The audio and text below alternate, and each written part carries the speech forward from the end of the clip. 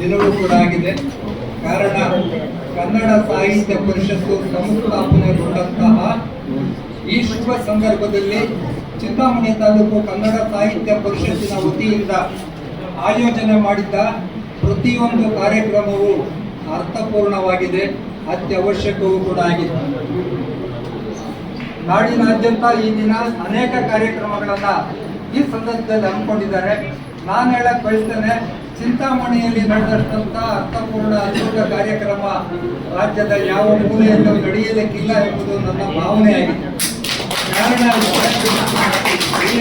ಕನ್ನಡದ ವಿದ್ಯಾರ್ಥಿಗಳು, ಕನ್ನಡವನ್ನು ಪಡೆಯುವ ಮಕ್ಕಳು ಸ್ಥಳದಲ್ಲಿಯ ಗಮನಗಳನ್ನು ಬರೆದ್ರಲ್ಲ, ಇದು ಅದ್ಭುತ ಮಾತ್ರ ಅಲ್ಲ, ಅತ್ಯದ್ಭುತ. ಚಿಂತಾಮಣಿಯಲ್ಲಿ ಕೂಡ ಕವಿಗಳ ಸಂಖ್ಯೆ ಕಡಿಮೆ ಇಲ್ಲ, ಸಾಕಷ್ಟು ಜನ ಕವಿಗಳಿದ್ದಾರೆ.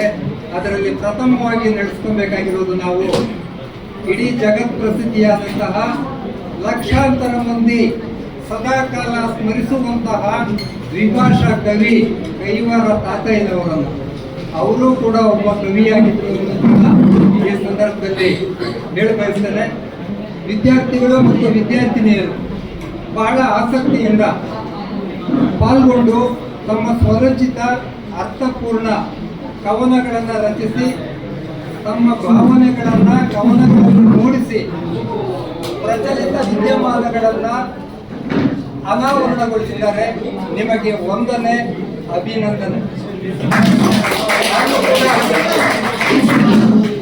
ಮನೆಯಲ್ಲಿ ಜಗಳ ಮಾಡ್ಕೊಂಡಿದ್ದ ಸಂದರ್ಭದಲ್ಲಿ ಜಾಸ್ತಿ ಬೇಜಾರಾದಾಗ ಪೆನ್ನು ಪೇಪರ್ ಎತ್ಕೊಂಡೆ ತೋಚಿದ್ದನ್ನು ಗೀಚ್ತೀನಿ, ಅದು ಚುಟ್ಕ.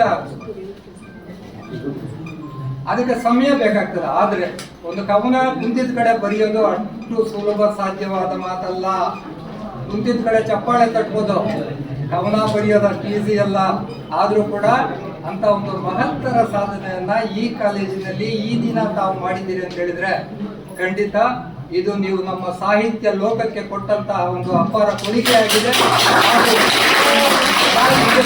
ಜನಗಳು ನಾವು ಕನ್ನಡಾಂಬೆಯ ಮಕ್ಕಳು, ನಾವು ಪುಣ್ಯ ಭೂಮಿಯ ಹೂಗಳು, ನಾವು ಜಗಕ್ಕೆ ಪರಿಮಳ ಬೀರುವೆವು. ಕನ್ನಡಿಗರು ನಾವು, ಕನ್ನಡಿಗರು ನಾವು, ಕನ್ನಡಿಗರು. ಕನ್ನಡ ನಾಡಿನ ಜನಗಳು ನಾವು, ಕನ್ನಡಾಂಬೆಯ ಮಕ್ಕಳು ನಾವು, ಈ ಪುಣ್ಯ ಭೂಮಿಯ ಹೂಗಳು ನಾವು, ಜಗಕ್ಕೆ ಪರಿಮಳ ಬೀರುವೆವು. ಕನ್ನಡಿಗರು ನಾವು, ಕನ್ನಡಿಗರು. ನೀವು